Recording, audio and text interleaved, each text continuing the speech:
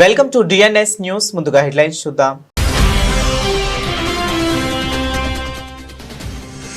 పాకిస్తాన్ బండారం బయటపెట్టిన భారత్, ఐరాసాలో దిమ్మ తిరిగే కౌంటర్.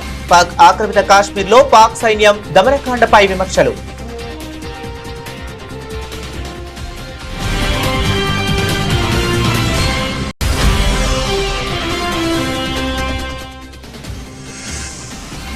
విశాఖలో జలప్రవేశం చేసిన ఐఎన్ఎస్ ఆండ్రూత్ యుద్ధ నౌక, శత్రు జలాంతర్గాములపై వేటాడడంలో ప్రత్యేక సామర్థ్యం.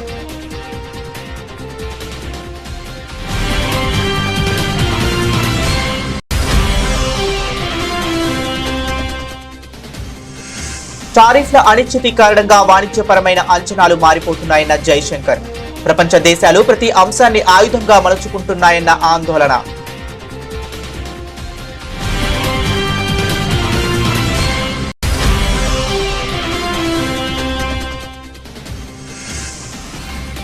ఫార్మా హబ్ గా హైదరాబాద్, 9,000 కోట్ల పెట్టుబడికి ప్రకటించిన దిగ్గజ సంస్థ. పెట్టుబడులకు తెలంగాణ గమ్యస్థానంగా మారిందన్న సీఎం రేవంత్.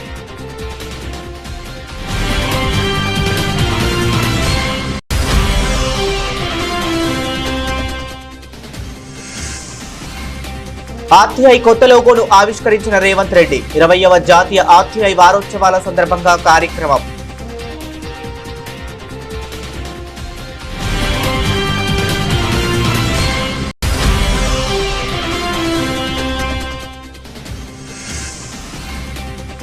విజయవాడలో స్వచ్ఛతా అవార్డుల కార్యక్రమం. పారిశుద్ధ్య కార్మికులే అసలైన వీరులన్న ముఖ్యమంత్రి చంద్రబాబు.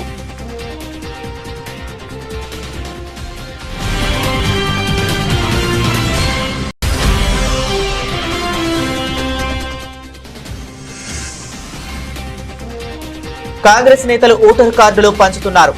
ఈసీకి ఎంపీ రఘునందన్ ఫిర్యాదు. ఈ వ్యవహారంపై తక్షణమే చర్యలు తీసుకోవాలని డిమాండ్.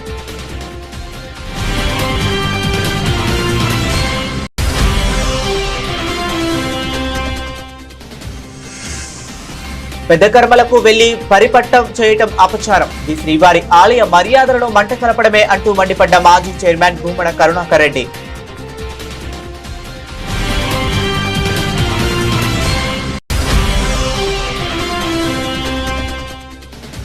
జూబ్లీహిల్స్ నియోజకవర్గంలో తక్షణమే పోస్టర్లు, బ్యానర్లు తొలగిస్తామన్న ఎన్నికల అధికారి ఆర్వి కర్ణన్. కోడ్ ఉల్లంఘిస్తే పార్టీలకు అతీతంగా కేసులు నమోదు చేస్తామని స్పష్టీకరణ.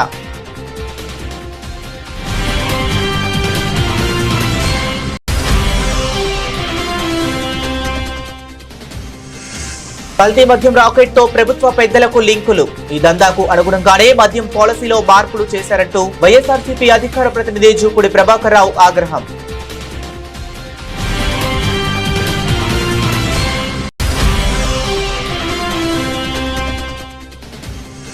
BWF వరల్డ్ జూనియర్ ఛాంపియన్షిప్స్ లో భారత్ శుభారంభం. 45-18, 45-17తో నేపాల్ ను చిత్తుగా ఓడించి బోని కొట్టిన ఇండియా.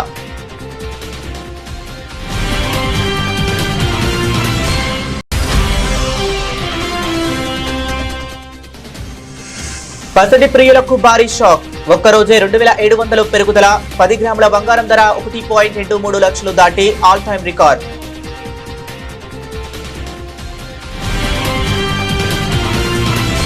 ఇక డీటెయిల్స్ చూస్తే, ఐక్యరాజ్య సమితి భద్రతా మండలిలో కాశ్మీర్ అంశాన్ని లేవనెత్తి అసలు విషయాన్ని పక్కదారి పట్టించాలని చూసిన పాకిస్తాన్ కు భారత్ గట్టిగా బుద్ధి చెప్పింది. పాకిస్తాన్ పూటకపు ప్రచారాన్ని తిప్పికొడుతూ 1971లో బంగ్లాదేశ్ లో పాక్ సైన్యం జరిపిన సామూహిక అత్యాచార మారణ హోమం గురించి గుర్తు చేసి దాని నిజ స్వరూపాన్ని ప్రపంచం ముందు నిలబెట్టింది. భద్రతా మండలిలో మహిళలు, శాంతి భద్రత అనే అంశంపై చర్చ జరిగింది. ఈ చర్చలో పాకిస్తాన్ ప్రతినిధి ఆసిమ్ ఇఫ్తిఖార్ అహ్మద్ అనూహ్యంగా కాశ్మీర్ విషయాన్ని ప్రస్తావించారు. దీనిపై తీవ్రంగా స్పందించిన ఐరాసాలో భారత శాశ్వత ప్రతినిధి పి హరీష్ పాకిస్తాన్ పై తీవ్ర స్థాయిలో విరుచుకుపడ్డారు. 1971లో ఆపరేషన్ సెర్చ్ లైట్ పేరుతో తమ సొంత సైన్యంతోనే సుమారు 4 లక్షల మంది మహిళలపై క్రమ పద్ధతిలో సామూహిక అత్యాచారాలకు పాల్పడిన దేశం పాకిస్తాన్. సొంత ప్రజలపైనే బాంబులు వేస్తూ జాతి నిర్మూలనకు పాల్పడే దేశం. ఇలాంటి కట్టు కథలతో, అతిశయోక్తులతో ప్రపంచ దృష్టిని మళ్లించాలని చూస్తుంది అని హరీష్ అన్నారు. పాకిస్తాన్ వాదనలు పూర్తిగా భ్రమణతో కూడినవి. వారి ప్రచారాన్ని ప్రపంచం గమనిస్తుందని ఆయన స్పష్టం చేశారు. అనంతరం శాంతి స్థాపనలో భారత్ పాత్రను హరీష్ వివరించారు. భద్రతా మండలి తీర్మానం రాకముందే కొన్ని దశాబ్దాల క్రితమే భారత్ ఈ సూత్రాలకు కట్టుబడి ఉందని అన్నారు. President, every year we are unfortunately fated to listen to the delusional tirade of Pakistan against my country, especially on Jammu and Kashmir, the Indian territory they covet. Our pioneering record on women, peace and security agenda is unblemished and unscathed. A country that bombs its own people, conducts systematic genocide, can only attempt to distract the world with misdirection and hyperbole. This is a country that conducted Operation Searchlight in 1971 and sanctioned a systematic campaign of genocidal mass rape of 400,000 women citizens by its own army. The world sees through Pakistan's propaganda. President, as we look ahead, India remains unwavering in its commitment to the women, peace and security agenda. We stand ready to share our expertise with partners, particularly those in the Global South, fostering collective solutions to shared challenges. భారత నౌకాల దళం అమ్ముల పొదిలో మరో శక్తివంతమైన అస్త్రం వచ్చి చేరింది. శత్రు జలాంతర్గాములను గుర్తించి వాటిని ధ్వంసం చేయగల సామర్థ్యం ఉన్న ఐఎన్ఎస్ ఆండ్రూత్ యుద్ధ నౌక సోమవారం విశాఖపట్నంలో లాంఛనంగా జలప్రవేశం చేసింది. యాంటీ సబ్మరైన్ వార్ఫేర్ షోలో వాటర్ క్రాఫ్ట్ విభాగంలో ఇది రెండో నౌక కావటం విశేషం. ఈ నౌక చేరికతో భారత సముద్ర తీర ప్రాంతాల్లో ముఖ్యంగా లోతు తక్కువగా ఉండే జలాల్లో భద్రత మరింత పటిష్టం కానుంది. విశాఖపట్నంలోని నావల్ డాక్ యార్డ్లో జరిగిన ఈ కార్యక్రమానికి తూర్పు నౌకాదళ అధిపతి వైస్ అడ్మిరల్ రాజేష్ పెందార్కర్ ముఖ్య అతిథిగా హాజరయ్యారు. ఈ సందర్భంగా ఆయన మాట్లాడుతూ దేశీయంగా నిర్మించిన ఇలాంటి యుద్ధ నౌకలు భారత సముద్ర రక్షణ సామర్థ్యాన్ని పెంచడంలో కీలక పాత్ర పోషిస్తాయని తెలిపారు. దేశ ప్రయోజనాలను కాపాడటంలో, ఈ ప్రాంతంలో శాంతి భద్రతలను నెలకొల్పడంలో ఐఎన్ఎస్ ఆండ్రూత్ ఒక మైలురాయిగా నిలుస్తుందని ఆయన పేర్కొన్నారు. ఐఎన్ఎస్ ఆండ్రూత్ కేవలం జలాంతర్గాముల పేటికే పరిమితం కాదు. సముద్ర గస్తీ, తీర ప్రాంత రక్షణ, అన్వేషణ, సహాయక చర్యలు వంటి బహుళ విధులను సమర్థవంతంగా నిర్వహించగలదు. 3 వాటర్ జెట్ ప్రొపల్షన్ సిస్టమ్స్ ఉండటంతో ఇది అత్యంత వేగంగా, చురుగ్గా కదలగలదు. లక్షద్వీప్లోని వ్యూహాత్మకంగా కీలకమైన ఆండ్రూత్ ద్వీపం పేరును ఈ నౌకకు పెట్టారు. ఈ యుద్ధ నౌక రాకతో భారత నౌకాదళం మరింత బలం పెరిగిందని రక్షణ రంగ నిపుణులు విశ్లేషిస్తున్నారు. ప్రపంచ వ్యాప్తంగా టారిఫ్లలో నెలకొన్న అస్థిరత అంతర్జాతీయ వాణిజ్య సమీకరణలను పూర్తిగా తలకిందులు చేస్తుందని భారత విదేశీ వ్యవహారాల మంత్రి ఎస్ జైశంకర్ అన్నారు. అమెరికా వాణిజ్య విధానాల వల్ల తలెత్తిన ఆర్థిక అనిశ్చితిని ఉద్దేశించి ఆయన పరోక్షంగా ఈ వ్యాఖ్యలు చేశారు. జవహర్ లాల్ నెహ్రూ విశ్వవిద్యాలయం నిర్వహించిన ఆరావళి సదస్సులో ఆయన ప్రసంగిస్తూ మారుతున్న ప్రపంచ రాజకీయ పరిస్థితులు, వాటి వ్యూహాత్మక పరిణామాలపైన తన విశ్లేషణను పంచుకున్నారు. ప్రస్తుత ప్రపంచ పరిణామాలను గమనిస్తే తీవ్రమైన మార్పులు కనిపిస్తున్నాయని జైశంకర్ తెలిపారు. ప్రపంచ తయారీ రంగంలో 3వ వంతు ఒకే దేశం చైనాను ఉద్దేశిస్తూ చేతితో కేంద్రీకృతం కావటం వల్ల సరఫరా గొలుసులపైన తీవ్ర ప్రభావం పడుతుందని ఆయన పేర్కొన్నారు. అనేక దేశాల్లో ప్రపంచీకరణ వ్యతిరేక భావనలు పెరుగుతున్నాయి. టారిఫ్ల అనిశ్చితి కారణంగా వాణిజ్యపరమైన అంచనాలన్నీ మారిపోతున్నాయి అని ఆయన వివరించారు.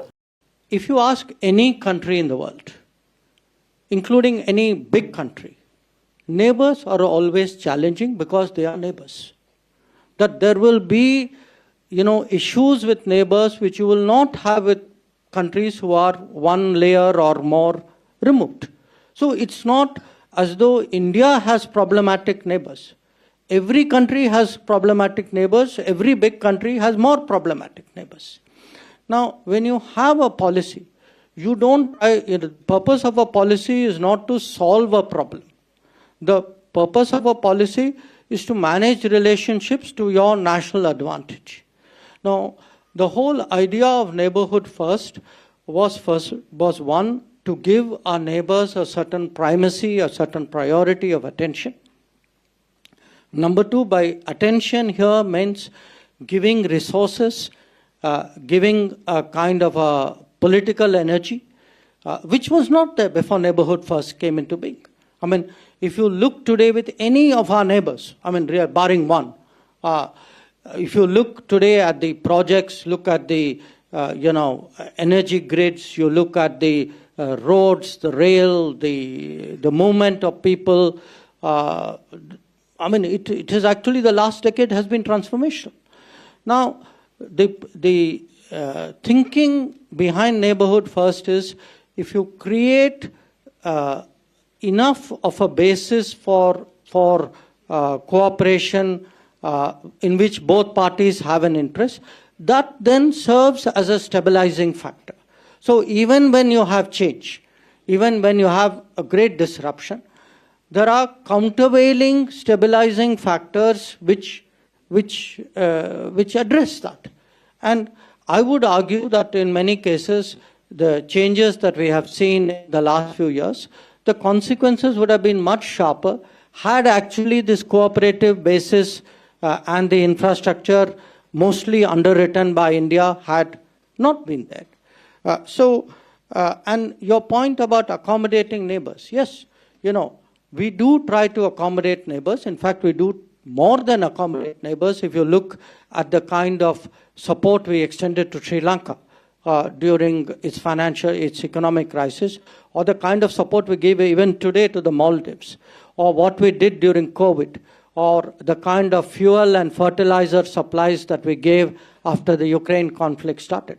So we have gone, as my remarks I said, we need to become the go-to country because we are the largest, we are the common neighbor to the entire region. Telangana రాష్ట్రానికి మరో భారీ పెట్టుబడి వచ్చి చేరింది. ప్రపంచ ప్రఖ్యాత ఫార్మా సంస్థ lily and company సుమారు 9,000 కోట్ల పెట్టుబడితో హైదరాబాద్ లో తమ కార్యకలాపాలను విస్తరించనున్నట్లు ప్రకటించింది.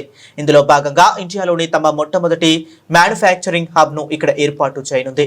హైదరాబాద్ లోని ఇంటిగ్రేటెడ్ కమాండ్ కంట్రోల్ సెంటర్ లో ఎలీ లిల్లీ ప్రతినిధి బృందం సీఎం రేవంత్ రెడ్డితో సమావేశమైంది. ఈ సందర్భంగా ముఖ్యమంత్రి మాట్లాడుతూ తెలంగాణ ప్రపంచ పెట్టుబడులకు గమ్యస్థానంగా మారిందని, ఎలీ లిల్లీ వంటి దిగ్గజ సంస్థ ముందుకు రావడం సంతోషంగా ఉందని అన్నారు. రాష్ట్రంపై నమ్మకం ఉంచినందుకు కంపెనీకి ధన్యవాదాలు తెలిపిన ఆయన కొత్త పరిశ్రమలకు ప్రభుత్వం అన్ని విధాల అండగా ఉంటుందని హామీ ఇచ్చారు. హైదరాబాద్ లో ఏర్పాటు చేయనున్న ఈ మ్యానుఫ్యాక్చరింగ్ క్వాలిటీ హబ్ తమకు అత్యంత కీలకమని Eli Lilly international president Patrick Johnson తెలిపారు. ప్రపంచ వ్యాప్తంగా ఔషధాల తయారీ సరఫరా సామర్థ్యాన్ని పెంచేందుకు భారీగా పెట్టుబడులు పెడుతున్నాం. హైదరాబాద్ హబ్ నుంచి దేశంలోని మా కాంట్రాక్టు తయారీ నెట్వర్క్స్ ను పర్యవేక్షిస్తాం అని ఆయన వివరించారు. ఈ కొత్త కేంద్రం ద్వారా తెలంగాణతో పాటు దేశవ్యాప్తంగా ఫార్మా రంగ నిపుణులకు ఉద్యోగ అవకాశాలు లభిస్తాయని, త్వరలోనే ఇంజనీర్లు, సైంటిస్టులు, ఇతర నిపుణుల నియామకాలు చేపడతామని ఆయన స్పష్టం చేశారు. తెలంగాణ రాష్ట్ర సమాచార హక్కు ఆర్టీఐ కమిషన్ కు కొత్త లోగో వచ్చింది. ముఖ్యమంత్రి రేవంత్ రెడ్డి జూబ్లీహిల్స్ లో తన నివాసంలో ఈ నూతన లోగోను ఆవిష్కరించారు. 20వ జాతీయ ఆర్టీఐ వారోత్సవాల సందర్భంగా రాష్ట్ర సమాచార కమిషన్ బృందం ముఖ్యమంత్రిని మర్యాదపూర్వకంగా కలిసింది. ఈ కార్యక్రమానికి RTI chief commissioner Chandrashekar Reddy నేతృత్వంలోని బృందం హాజరైంది. ఈ సందర్భంగా వారు ముఖ్యమంత్రితో సమావేశమయ్యారు. సీఎంను కలిసిన వారిలో కొత్తగా నియమితులైన కమిషనర్లు బోరెడ్డి అయోధ్యరెడ్డి, పివి శ్రీనివాసరావు మరియు మోహిసినా పర్వీన్, దేశాల భూపాల్, మేర్ల వైష్ణవి ఉన్నారు. కాగా రాష్ట్రంలో సమాచార హక్కు కమిషన్ లో చాలా కాలంగా ఖాళీగా ఉన్న పోస్టులను రేవంత్ రెడ్డి ప్రభుత్వం ఇటీవలే భర్తీ చేసిన విషయం తెలిసిందే. ఈ క్రమంలో 4 కొత్త కమిషనర్లను నియమిస్తూ ఉత్తర్వులు జారీ చేసింది. కొత్తగా బాధ్యతలు స్వీకరించిన కమిషనర్ల బృందం ముఖ్యమంత్రిని కలవటం ప్రాధాన్యత సంతరించుకుంది. దేశ సరిహద్దుల్లో ఉగ్రవాదులను ఏరివేసే సైనికులకు, సమాజంలో అపరిశుభ్రతను తరిమికొట్టే పారిశుద్ధ్య కార్మికులకు తేడా లేదని, వారిద్దరూ అసలైన వీరులని ముఖ్యమంత్రి చంద్రబాబు కొనియాడారు. మన ఇల్లు, మన వీధులను నిత్యం శుభ్రంగా ఉంచుతూ ప్రజల ఆరోగ్యాన్ని కాపాడుతున్న స్వచ్ఛ సేవకులకు ఆయన వందనం సమర్పించారు. విజయవాడలో జరిగిన స్వచ్ఛత అవార్డుల కార్యక్రమంలో పాల్గొన్న ఆయన జై స్వచ్ఛ సేవక్ అంటూ నినాదాలు చేస్తూ సభికులతో జైకొట్టించారు. పారిశుద్ధ్య కార్మికులు తమ ఆరోగ్యాన్ని సైతం పణంగా పెట్టి పనిచేస్తున్నారని, వారిని గౌరవించుకోవటం ప్రతి ఒక్కరి బాధ్యత అని పిలుపునిచ్చారు. రాష్ట్రాన్ని పరిశుభ్రతలో అగ్రగామిగా నిలపాలన్నదే తమ ప్రభుత్వ లక్ష్యమని చంద్రబాబు పునరుద్ఘాటించారు. వచ్చే ఏడాది జనవరి 1వ తేదీకి ఆంధ్రప్రదేశ్ను జీరో వేస్ట్, శూన్య వ్యర్థ రాష్ట్రంగా తీర్చిదిద్దేందుకు ప్రణాళికలు సిద్ధం చేశామన్నారు. ఒక వినూత్నమైన కార్యక్రమం స్టూడెంట్స్ అంతా పెట్టారు. అది మీరు చూసినప్పుడు గ్రీన్ పాస్పోర్ట్ ఇంట్రడ్యూస్ చేసి ప్రతి ఒక్క స్టూడెంట్ కూడా ఇన్ని నెంబర్ ఆఫ్ చెట్లు పెట్టాలి, ఆ చెట్లు పెట్టి ఆ వాతావరణంలో వీళ్ళు కూడా మమేకమయ్యి భవిష్యత్తులో నేను పెట్టిన చెట్టు ఇప్పుడు కూడా బాగుందని గుర్తుపెట్టుకునే విధంగా గ్రీన్ పాస్పోర్ట్ కూడా క్రియేట్ చేశాం. అయితే ఈరోజు మనందరం ఇక్కడ ఒక పండుగలాగా జరుపుకుంటున్నాం. నేను చాలా మీటింగ్లకు వెళ్తున్నాను, ఎన్నో పబ్లిక్ మీటింగ్లు అడ్రస్ చేస్తాం, లక్షల కొద్ది జనాభాతో అడ్రస్ చేస్తాం. కానీ ఆ మీటింగ్లంతా ఒక ఎత్తు. స్వచ్ఛాంధ్ర అవార్డు 2025 కార్యక్రమం నా జీవితంలో ఎక్కువ ఆనందాన్నిచ్చే ఏకైక కార్యక్రమం అని మరొక్కసారి మీ అందరికీ విజ్ఞప్తి చేస్తున్నా.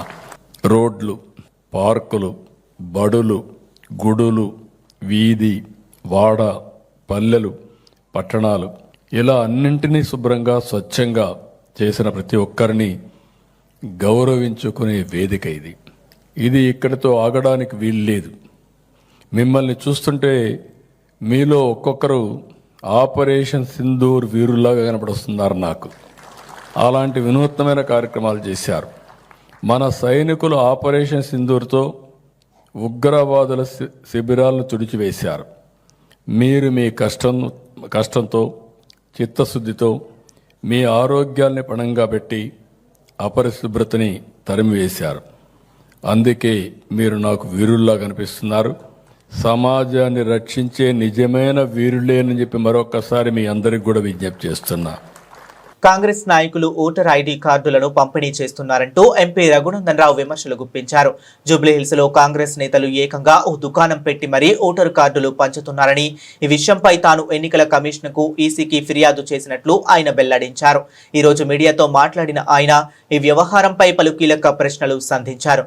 వాస్తవానికి ఎన్నికల కమిషన్ అధికారుల ద్వారా ప్రజలకు చేరాల్సిన ఓటర్ కార్డులు కాంగ్రెస్ నాయకుల చేతుల్లోకి ఎలా వెళ్లాయని రఘునందన్ రావు సూటిగా ప్రశ్నించారు. ఇంత బహిరంగంగా నిబంధనలకు విరుద్ధంగా ఓటరు కార్డుల పంపిణీ జరుగుతున్న ఎన్నికల కమిషన్, జేహెచ్ఎంసీ కమిషనర్లు ఎందుకు మౌనంగా ఉండాలని ఆయన నిలదీశారు. ఈ విషయంపై రాష్ట్ర ప్రభుత్వం తక్షణమే స్పందించాలని డిమాండ్ చేశారు. జూబ్లీహిల్స్ లో ఓటరు కార్డులు పంచుతున్న కాంగ్రెస్ నేత నవీన్ యాదవ్ ఎమ్మెల్యేగా పోటీ చేయడానికి ఎలా అర్హుడవుతారని రఘునందన్ రావు మండిపడ్డారు. నవీన్ యాదవ్ కు ఆ ఓటరు ఐడి కార్డులు జేహెచ్ఎంసీ కమిషనర్ ఇచ్చారా లేక ఎన్నికల కమిషన్ అందించిందా అని ఆయన ప్రశ్నించారు. స్పెషల్ ఇంటెన్సివ్ రీజన్ ఎస్ఐఆర్ చేపడతామంటే ఓట్ల చోరీ అంటూ గగ్గోలు పెట్టే మేధావులు ఇప్పుడు జరుగుతున్న ఈ ఐడి కార్డుల చోరీపై ఎందుకు స్పందించడం లేదని ఆయన ఎద్దేవా చేశారు. ఈ వ్యవహారంపై ఎన్నికల సంఘం వెంటనే విచారణ జరిపి బాధ్యులపై కఠిన చర్యలు తీసుకోవాలని డిమాండ్ చేశారు. ఇట్లా పెట్టుకొని ఓటర్ కార్డ్స్ డిస్ట్రిబ్యూషన్ కొనసాగిస్తారు గత 4 రోజులుగా జూబ్లీహిల్స్ నియోజకవర్గంలో. నేను అడుగుతున్న ఎన్నికల రిటర్నింగ్ అధికారి జీహెచ్ఎంసీ కమిషనర్ కర్ణన్ గారు, ఏం చేస్తున్నారు మీరు? ఇంతమంది జనాలని టెంట్లు వేసి భోజనాలు పెట్టి ఓటర్ ఐడి కార్డులు పంచుతున్నారు. ఎలక్షన్ కమిషన్ ఆఫ్ ఇండియా బిఎల్ఓలు తప్ప వేరే వాళ్ళ చేతికి రాకూడనటువంటి ఓటర్ ఐడి కార్డులు జూబ్లీహిల్స్ నియోజకవర్గంలో కాంగ్రెస్ నాయకుల చేతులకు ఎట్లొచ్చినాయో చెప్పాలి. ఇవి వాళ్ళ ఫేస్బుక్ లో, వాళ్ళ ట్విట్టర్ లో వాళ్ళు పెట్టుకున్నటువంటి ఫోటోల్ని నేను ఇప్పుడు ఎన్నికల కమిషన్ కి ఇవ్వడం జరిగింది. సూటిగా ఎన్నికల కమిషన్ ని, హైదరాబాద్ ఎన్నికల రిటర్నింగ్ అధికారిని, ఈ ఫోటోల ముఖాలు కూడా కొంచెం మంచిగా కనబడుతుంది, ఇంత మంచిగా పెట్టుకొని ఓటర్ డిస్ట్రిబ్యూషన్ కార్డ్స్ అంట, ఓటర్ కార్డ్స్ డిస్ట్రిబ్యూషన్ ప్రోగ్రామ్ ఇలా పెట్టుకొని ఉపన్యాసాలు ఇస్తున్నారు. ఏమని? మిమ్మల్ని అందరినీ కొత్తగా ఓటర్లుగా ఎన్రోల్ చేసినాం, మీకు ఇస్తున్నాం, అంతేకాదు మీ ఓటర్ ఐడి కార్డు మీ దగ్గర లేకపోయినా పోయినా మా దగ్గరికి రండి, మా ఇంటికి వస్తే మీకు ఓటర్ ఐడి కార్డులు ఇస్తామని చెప్పి ఓటర్ ఐడి కార్డులను డిస్ట్రిబ్యూట్ చేస్తూ ఉంటే, భాగ్యనగరంలో భాగ్యవంతులు ఉండేటువంటి ప్లేస్ జూబ్లీహిల్స్ లో బహిరంగంగా టెంట్లు వేసి ఓటర్ ఐడి కార్డులని, ఎపిక్ కార్డులని ఓపెన్ మార్కెట్ లో వంచుతుంటే ఎన్నికల సంఘం మాట్లాడేది. ఎన్నికల అధికారి జీహెచ్ఎంసీ కమిషనర్ కర్ణన్ గారు మాట్లాడారు. వాళ్ళు పెట్టుకున్నారు వాళ్ళ ట్విట్టర్లలో today distributed voter ID cards, వాళ్ళ ఫేస్బుక్ లో రాసి పెట్టుకున్నారు. ఓటర్లకు ఓటర్ ఐడి కార్డులు అందజేసిన జూబ్లీహిల్స్ నియోజకవర్గం కాంగ్రెస్ పార్టీ నాయకులు నవీన్ యాదవ్ గారు అన్నా. నేను చెప్తలేనే, ఇది వాళ్ళు రాసుకుంది, వాళ్ళ ఫేస్బుక్ లలో రాసుకుంది. ఇది అయితే రఘునందన్ రావు కొత్త కవిత అని చెప్తుండే అనుకున్నారు. వాళ్ళు రాసుకుంది వాళ్ళకే చెప్తా ఉన్నాం. ఏంది? జూబ్లీహిల్స్ అసెంబ్లీ అఫీషియల్ పేజ్ అంటే ఇది. జూబ్లీహిల్స్ నియోజకవర్గంలోని ఓటు హక్కు లేని వాళ్లకు మరియు కొత్తగా ఓటు హక్కు రాని వాళ్లకు ఓటర్ ఐడి కార్డులను జూబ్లీహిల్స్ నియోజకవర్గం యూసుఫ్ కూడా కాంగ్రెస్ పార్టీ కార్యాలయంలో కాంగ్రెస్ పార్టీ నాయకులు నవీన్ యాదవ్ గారు అందజేశారు. రేపు ఈ పార్టీని, రేపు ఈ నాయకుల్ని ఎన్నికలలో ఎట్లా పోటీ చేయనియాలనేది ఎన్నికల సంఘం ఆలోచించుకోవాలి. ఈ రాష్ట్రంలో అధికారంలో ఉన్నటువంటి పార్టీ కాంగ్రెస్ పార్టీ. వీళ్ళు యూసుఫ్గూడలో కాంగ్రెస్ పార్టీ ఆఫీసు పెడతారు. ఆ యూసుఫ్గూడ పార్టీ ఆఫీసులో రేపు ఎలక్షన్లలో పోటీ చేస్తామని చెప్పుకునే ఒక నాయకుడు బాజాబ్తా ఓటర్ ఐడి కార్డులు పంచుతాడు. పంచి ట్విట్టర్ వేదికగా, ఫేస్బుక్ పేజీకి వేదికగా పెడతారు. ఇంకా రాస్తారు కింద, సమాజంలో ఓటు హక్కు చాలా విలువైంది, ఒక్క ఓటుతో రాజ్యాలు కూలిపోయినాయి, కాబట్టి యువకులు ఓటు వేసేటప్పుడు మంచోన్ని చూసి ఓటేయాలి. కేవలం 45 నుంచి 50% మందే ఓటు హక్కు వినియోగించుంటారు, బాధాకరం. సంతోషం, 3 మంచి వాక్యాలు రాసిరు. కానీ ఓటర్ ఐడి కార్డులు ఎడికెళ్ళి తెచ్చిర్రో రాయాలి కదా. ఎవరు ఇచ్చిర్రు? జిహెచ్ఎంసీ కర్ణన్ గారు ఇచ్చిండ్రా? ఎన్నికల సంఘం ఇచ్చిందా?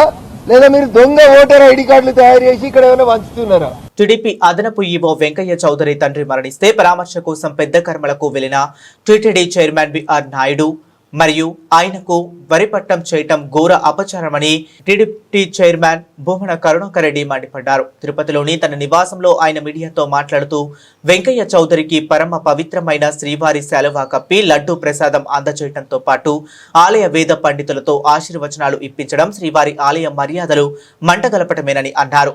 హిందూ ధర్మాన్ని పరిరక్షించడంలో బిఆర్ నాయుడు పదే పదే ఘోరంగా విఫలమవుతున్నారని, హిందూ ధర్మం గురించి తెలియని వ్యక్తిని చైర్మన్ గా తీసుకువచ్చి పెట్టి కూటమి ప్రభుత్వం ఘోరమైన తప్పు చేసిందని భూమన ఆగ్రహం వ్యక్తం చేశారు. ఇంతకంటే దారుణం మరొక్కటి లేనే లేదు. అధ్యక్ష స్థానంలో అర్థం పరమార్థం తెలియనటువంటి వ్యక్తి చేస్తున్నటువంటి విశృంఖలత, వికృతమైనటువంటి చర్య తప్ప మరొక్కటి కాదిది. పరామర్శ చేయటం ఏ తప్పు లేదు కాకపోగా మంచిది కూడా. కానీ పరామర్శ పేరుతో బిఆర్ నాయుడు గారు చేసినటువంటి దారుణమైన దాస్తీకం ఇది. పరివట్టం కట్టడం ఏంది, వేదాశీర్వచనం ఇవ్వటం ఏంటి, స్వామివారి వస్త్రం కప్పటం ఏంది, అది కూడా సాక్షాత్తు ఎక్కడ వాళ్ళ తండ్రి పటం ముందర ఆయనకు చేయటం అంటే తన పదవిని పూర్తిగా దుర్వినియోగం చేస్తున్నారు బిఆర్ నాయుడు గారు. ఎప్పుడు ఏ వస్త్రం కలపాగా వెయ్యాల్లో కూడా తెలియనటువంటి వ్యక్తి నాకు రోజు శాస్త్రం గురించి మాట్లాడుతూ ఉంటాడు.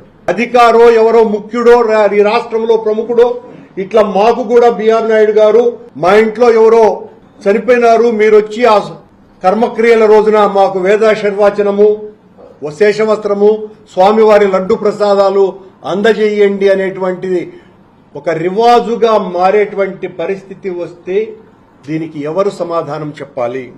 ఏటి సూతకం ఉన్నటువంటి అదనపు ఈవో గారికి వేద ఆశీర్వచనం, అది కూడా స్వామివారి వేద పారాయణదారుల చేత సాక్షాత్తు స్వామివారి తిరువాభరణాల సంరక్షకుని చేతుల మీదుగా లడ్డు ప్రసాదాలు అందజేస్తూ వాటిని ఇవ్వటం అన్నది తీవ్రమైన అభ్యంతరకరం.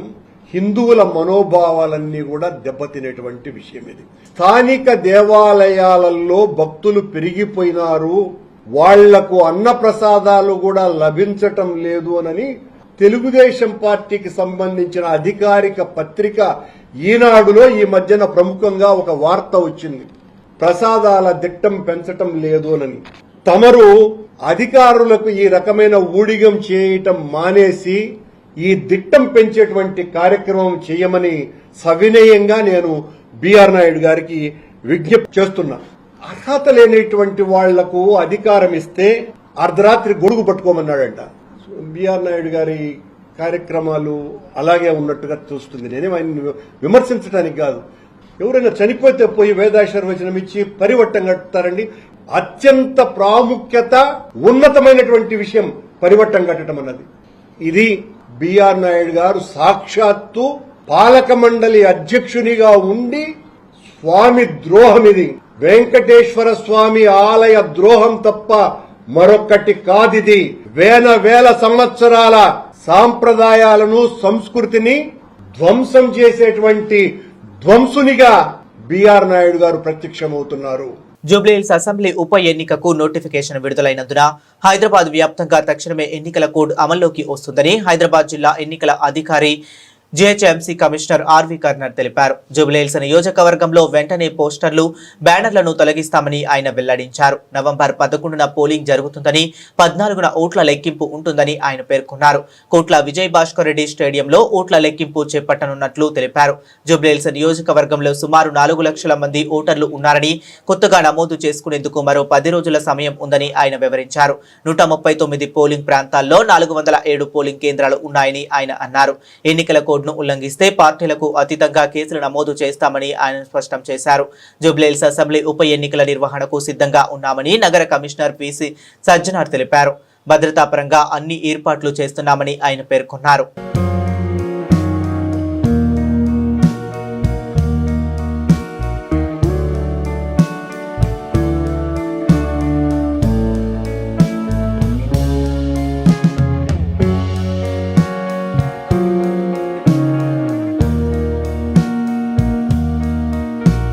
రాష్ట్రంలో బయటపడ్డ కల్తీ మద్యం రాకెట్ లింకులు కూటమి ప్రభుత్వంలోని పెద్దల వరకు ఉన్నాయని వైఎస్ఆర్సీపీ ప్రధాన కార్యదర్శి అధికార ప్రతినిధి జూపూడి ప్రభాకర్ రావు ఆరోపించారు. తాడేపల్లి వైఎస్ఆర్సీపీ కేంద్ర కార్యాలయంలో ఆయన మీడియాతో మాట్లాడుతూ ఎన్నికల ముందే రాష్ట్రంలో కల్తీ మద్యం దందాను సాగించేందుకు తెలుగుదేశం నేతలు ప్లాన్ చేసుకున్నారని, దానికి అనుగుణంగా ప్రభుత్వం ఏర్పాటు చేయగానే మద్యం పాలసీలో మార్పులు చేశారని అన్నారు. కల్తీ మద్యంను కూటమి నేతల చేతుల్లో ఉండే ప్రైవేటు మద్యం దుకాణాలు, వాటికి అనుబంధంగా ఏర్పాటు చేసే బెల్ట్ షాపుల ద్వారా పెద్ద ఎత్తున చలామణి చేయాలని కుట్ర దీని వెనుక ఉందని అన్నారు. నేడు రాష్ట్ర వ్యాప్తంగా జరుగుతున్న మద్యం విక్రయాల్లో ప్రతి 3 బాటిళ్లలో 1 కల్తీ మద్యంగా తేలిందంటే ప్రభుత్వ పెద్దల అండ లేకుండానే ఇంత పెద్ద ఎత్తున ఇదంతా జరుగుతుందా అని ప్రశ్నించారు. దీని మీద ప్రభుత్వం కానీ, ప్రభుత్వ భాగస్వాములు కానీ, ప్రజల పక్షాన మాట్లాడాల్సినటువంటి వాళ్ళు కానీ అసలు ఎవడో ఇంత దుర్మార్గానికి పాటుపడుతూ ఉన్నాడు, వాడి మీద చర్యలు ఏమన్నా ఉంటాయంటే చూస్తే ఏమీ లేవు. మీ అందరికీ ఒక ఉదాహరణ నేను ఈరోజు చెప్పడానికి ఒక చిన్న ప్రయత్నం చేస్తాను. ఇది నేను చూస్తున్నటువంటి ఈ పేపర్. ఇక్కడ చంద్రబాబు నాయుడు గారు తనే కల్తీ మద్యాన్ని తయారు చేస్తూ రకరకాల బ్రాండ్స్ ని, లేబుల్స్ ని ఆ సీసాలకు అంటించి కల్తీ మద్యాన్ని ఎలా ప్రోత్సహిస్తున్నారు అనే దానికి సంథింగ్ లైక్ ఏ కార్టూన్. గత ప్రభుత్వం దీన్ని తగ్గించడం కోసం ప్రభుత్వమే ఆ బాధ్యతను తీసుకొని ఈ మద్యం వ్యాపారం అనేది ప్రభుత్వం చేసింది. దాని మీద మీ అందరికి తెలుసు, కంట్రోల్ అండ్ ఆడిటర్ జనరల్ ఒక లెక్కను చెప్పింది. ఆ లెక్కలో ఏంటంటే ప్రభుత్వం మారిన తర్వాత 2004-05 ఒక 5 నెలలు 6 నెలల కాలంలో అప్పటి మోడల్నే ఉంచి ప్రభుత్వమే మద్యం అమ్మే క్రమంలో ఆ 5 నెలల్లో ప్రభుత్వానికి వచ్చినట్టు ఆదాయం ఎంత? 2025-26 ఒక 5 నెలలు 6 నెలల కాలంలో ప్రభుత్వం కాకుండా దీన్ని మొత్తం ప్రైవేట్ చేసిన తర్వాత 5-6 నెలల్లో వచ్చినటువంటి ఆదాయం ఎంత? దీన్ని మేము వైఎస్ఆర్ కాంగ్రెస్ పార్టీ మేము చెప్తే నమ్మట్లేదు ఎవరు కూడా. ఎందుకంటే మేమందరం మొత్తం గతం అంతా మేము దోషేసుకున్నాం కాబట్టి వీళ్ళు చెప్తే నమ్మరు అనుకుంటే మేము కూడా ఎందుకు వచ్చిన గొడవలు అన్నట్టుగా ఉన్నాం. కానీ కంట్రోల్ అండ్ ఆడిటర్ జనరల్ చెప్తుంది ఇక్కడ. అదే సంస్థ, మేం కాదు, సెంట్రల్ గవర్నమెంట్ ఆర్గనైజేషన్. ఏం చెప్తున్నారంటే వాళ్ళు ఈ మొత్తం మీద 2024-25 ఆర్థిక సంవత్సరంలో మొదటి 5 నెలల్లో అంటే ప్రభుత్వ మద్య దుకాణాల ద్వారానే లిక్కర్ అమ్మకాలు ఉన్నప్పుడు రాష్ట్ర ఎక్సైజ్ డిపార్ట్మెంట్ ఆదాయం 6,782 కోట్లు. ఆ .00 ఏదో నేను పక్కన పెడుతున్నాను. ఈ గవర్నమెంట్ ఇదే ఉంది. 2025-26 మొదటి 5 నెలల్లో విచ్చలవిడిగా లిక్కర్ అమ్మిన వచ్చిన ఆదాయం 6,992 కోట్లు. ది డిఫరెన్స్ ఈస్ ఓన్లీ 210 కోట్లు మాత్రమే. అంటే ఒక వ్యాపారం ఒక సంవత్సరానికి మినిమం 10% పెరుగుతుంది, కానీ ఇక్కడ 3% కూడా పెరగలేదు. అంటే ఈ ఆదాయం ఎక్కడికి వెళ్ళినట్టు? ప్రభుత్వం వద్దన్నారు, ప్రభుత్వం ఉంటే గత ప్రభుత్వం దోచుకుందన్నారు. అది ఇప్పుడు ఎవరు దోచుకున్నాడు?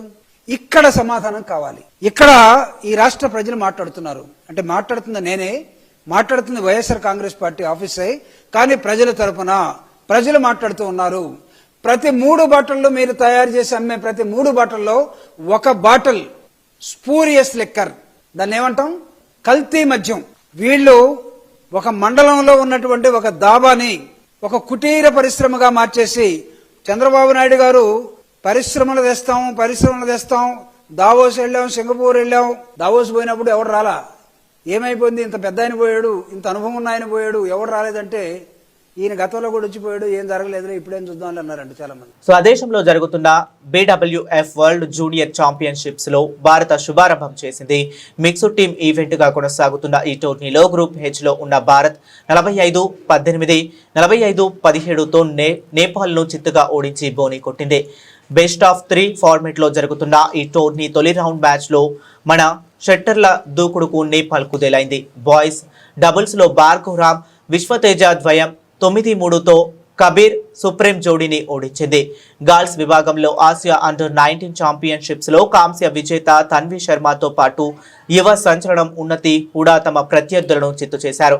బాయ్స్ సింగిల్స్ లో సుర్వాంష్, రౌనక్ సైతం పెద్దగా కష్టపడిందే కాకుండా గెలిచేశారు. కాగా ఇదే గ్రూప్ లో శ్రీలంక 30-45, 45-34, 45-44తో యుఏఈకి షాక్ ఇచ్చింది. ఫ్రాన్స్, యుఏఎస్ మరియు చైనా, టర్కీ, ఇండోనేషియా సైతం తమ ఆరంభ రౌండ్లలో విజయాలు సాధించాయి. పండుగల సీజన్ లో బంగారం, వెండి కొనుగోలు చేయాలనుకునే వారికి ఊహించని షాక్ తగిలింది. ఈ విలువైన లోహాల ధరలు సోమవారం సరికొత్త రికార్డులు సృష్టించాయి. దేశ రాజధాని ఢిల్లీ మార్కెట్లో 10 గ్రాముల బంగారం ధర ఏకంగా 1.23 లక్షల మార్కును దాటగా కిలో వెండి కూడా 1.57 లక్షలకు పైగా పలికి ఆల్ టైమ్ గరిష్టానికి చేరింది. ఢిల్లీ బులియన్ మార్కెట్ వర్గాల సమాచారం ప్రకారం సోమవారం ఒక్కరోజే 10 గ్రాముల స్వచ్ఛమైన 99.9% బంగారంపై 2,700 పెరిగింది. దీంతో 1,23,300 వద్ద జీవితకాల గరిష్ట స్థాయికి చేరింది. అదేవిధంగా కిలో వెండి ధరపై ఏకంగా 7,400 పెరగడంతో దాని రేటు 1,57,400 వద్ద కొత్త రికార్డును నమోదు చేసింది. ఈ ధరల పెరుగుదలతో పండుగ కొనుగోలు చేయాలనుకున్న సామాన్య మధ్యతరగతి ప్రజలు ఆందోళన చెందుతున్నారు. ఈ ఆకస్మిక ధరల పెరుగుదలకు పలు దేశీయ, అంతర్జాతీయ కారణాలు ఉన్నాయని నిపుణులు విశ్లేషిస్తున్నారు. ముఖ్యంగా అమెరికాలో ప్రభుత్వ కార్యకలాపాలు స్తంభించిపోవడంతో యుఎస్ షట్డౌన్, డాలర్తో పోలిస్తే రూపాయి మారకం విలువ రికార్డు స్థాయిలో పడిపోవడం వంటివి పసిడి ధరలకు రెక్కలు తొడిగాయి. వీటికి తోడు ఫ్రాన్స్, జపాన్లలో నెలకొన్న రాజకీయ పరిణామాలు కూడా విలువైన లోహాల వైపు మదుపరులు మొగ్గు చూపేలా చేస్తున్నాయి. బులెటిన్ ముగించే ముందు మరొకసారి హెడ్లైన్స్ చూద్దాం. పాకిస్తాన్ బండారం బయటపెట్టిన భారత్, ఐరాసాలో దిమ్మ తిరిగే కౌంటర్. పాక్ ఆక్రమిత కాశ్మీర్లో పాక్ సైన్యం దమనకాండపై విమర్శలు.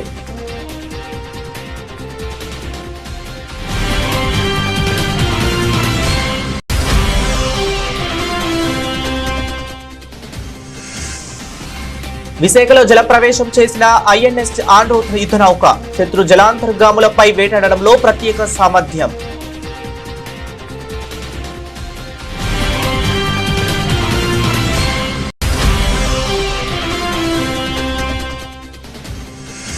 టారిఫ్ల అనిశ్చితి కారణంగా వాణిజ్యపరమైన అంచనాలు మారిపోతున్నాయన్న జైశంకర్. ప్రపంచ దేశాలు ప్రతి అంశాన్ని ఆయుధంగా మలుచుకుంటున్నాయన్న ఆందోళన.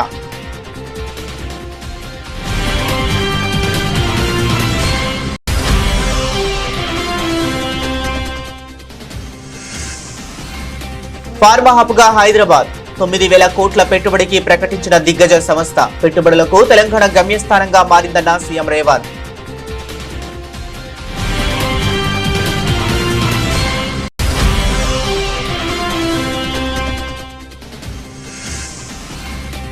ఆర్టీఐ కొత్త లోగోను ఆవిష్కరించిన రేవంత్ రెడ్డి. 20వ జాతీయ ఆర్టీఐ వారోత్సవాల సందర్భంగా కార్యక్రమం.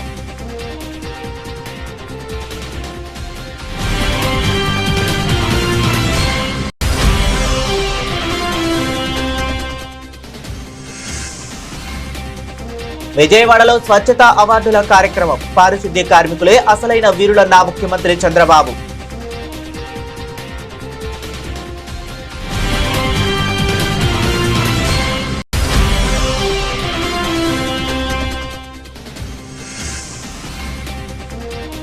కాంగ్రెస్ నేతలు ఓటర్ కార్డులు పంచుతున్నారు. ఈసీకి ఎంపీ రఘునందన్ ఫిర్యాదు. ఈ వ్యవహారంపై తక్షణమే చర్యలు తీసుకోవాలని డిమాండ్.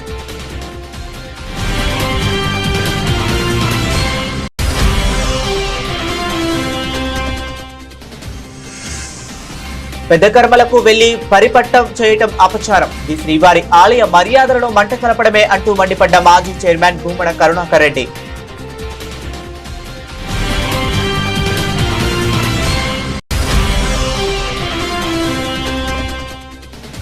జూబ్లీహిల్స్ నియోజకవర్గంలో తక్షణమే పోస్టర్లు, బ్యానర్లు తొలగిస్తామన్న ఎన్నికల అధికారి ఆర్వి కర్ణన్. కోడ్ ఉల్లంఘిస్తే పార్టీలకు అతీతంగా కేసులు నమోదు చేస్తామని స్పష్టీకరణ.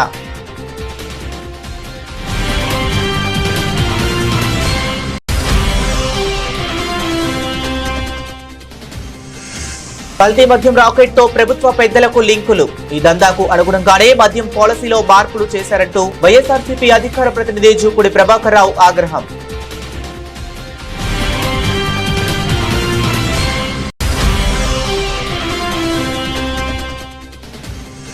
బీడబ్ల్యూఎఫ్ వరల్డ్ జూనియర్ ఛాంపియన్షిప్స్ లో భారత్ శుభారంభం. 45-18, 45-17తో నేపాల్ ను చిత్తుగా ఓడించి బోని కొట్టిన ఇండియా.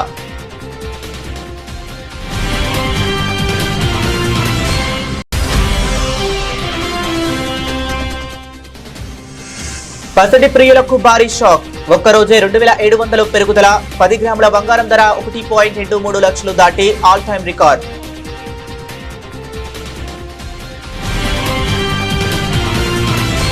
ఇవి ఇప్పటి వరకు ఉన్న అప్డేట్స్. మరిన్ని అప్డేట్స్ కోసం కీప్ వాచింగ్.